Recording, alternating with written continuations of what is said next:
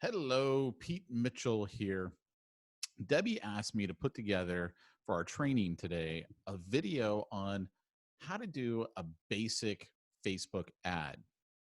And that's kind of an interesting question because I don't really know that there is such a thing as a basic Facebook ad. There are so many different types of ads that you can do, so many different options, which is part of the reason why a lot of people get really overwhelmed when they look at Facebook and they decide to outsource it to someone else. And I totally get that, totally understand it. What I decided to do on this video was to walk through one basic type of ad that will work in most situations. So this is definitely not the end all guide to running Facebook ads. This is how to run a very simple ad that will get results. And I think that's what everybody's after, is they just want the results.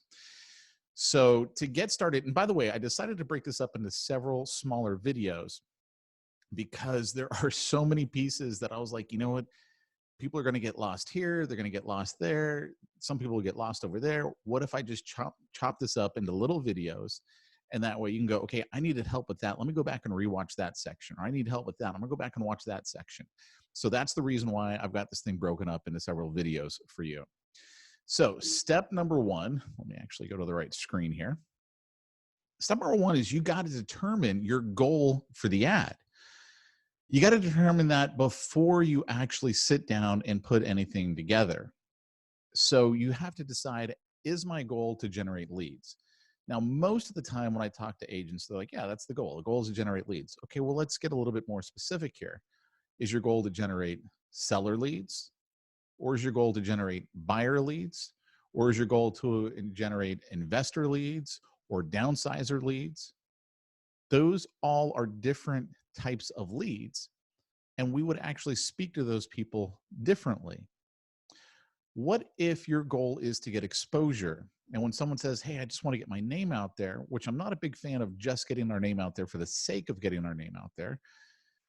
But if we wanted to get our name out there, if that was like part of what we wanted was exposure, well, is it exposure to the community that we serve? Or is it exposure to past clients?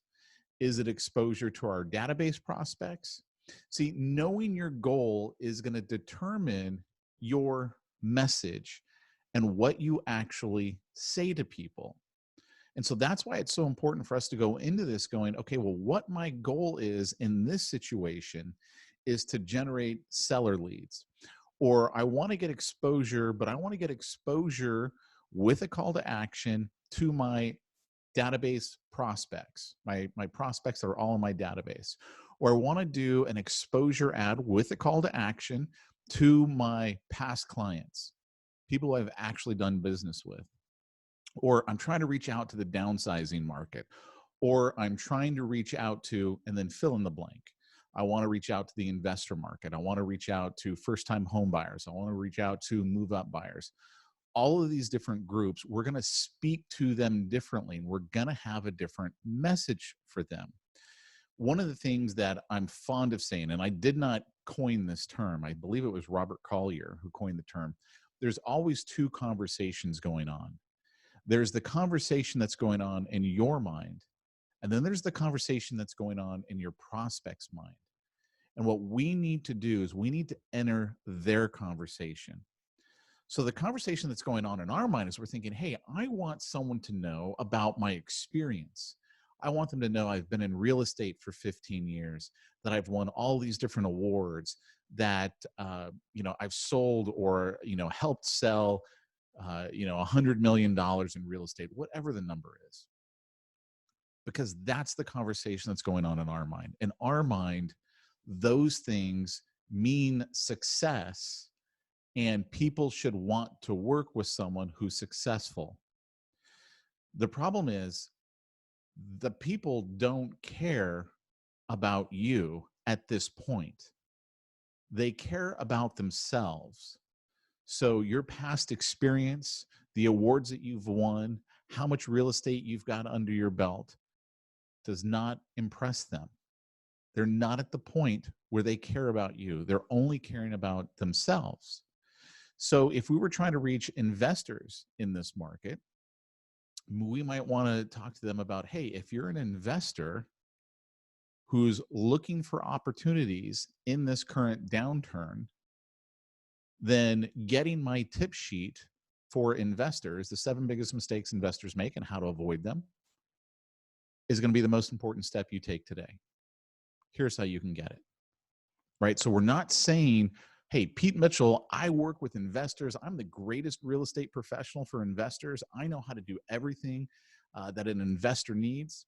We're not saying that. We're not leading with that. We're not doing anything with that because that's not important yet to people. So we need to get them to raise their hand and identify themselves to us as someone who is interested in what we have to offer.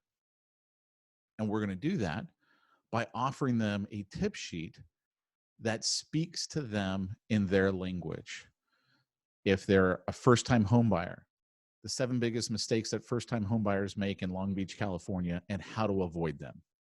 Oh gosh, man, I was thinking about buying my first home in Long Beach, and I kind of want to know what these mistakes are and how to avoid them. And now they ask for that. Let's see here, downsizers. I love downsizers, right? Tip sheet could be 3 biggest mistakes people make when downsizing their home and how to avoid them. Well, I was thinking about downsizing my home. I kind of want to know what those mistakes are. So you understand what I'm getting at here. We're going to speak to people about what's important to them. That's why it's really important for us to know what is our goal? What is it we are trying to accomplish? And then once we have that, then we can start and go to work on putting together the right ad and everything else that we need in order to make this happen. So in the next videos, I'm going to walk you through setting up Facebook, how you set up your campaigns, how you set up what's called the ad sets, how you set up what's called the ad, and what you would actually put in there as a sample. I'm going to give you a couple of different samples just to throw your mind in a direction. And this is how you would actually run a simple Facebook campaign. Now, of course, in the Virtual Solutions Summit, I went over some more deeper strategies, if you will, how to get likes. I'm not going to go through any of that. So if you want that, it was day 2 of the Virtual Summit. I've got that video broken up into several different parts. So go back and watch the part that you wanted to rewatch to get help with, how to do custom audiences, video ads, all that type of stuff. It's all on there. I'm just going to go through the basics of how to get an ad up and running so you can start generating leads. So with that, let's go ahead and get started.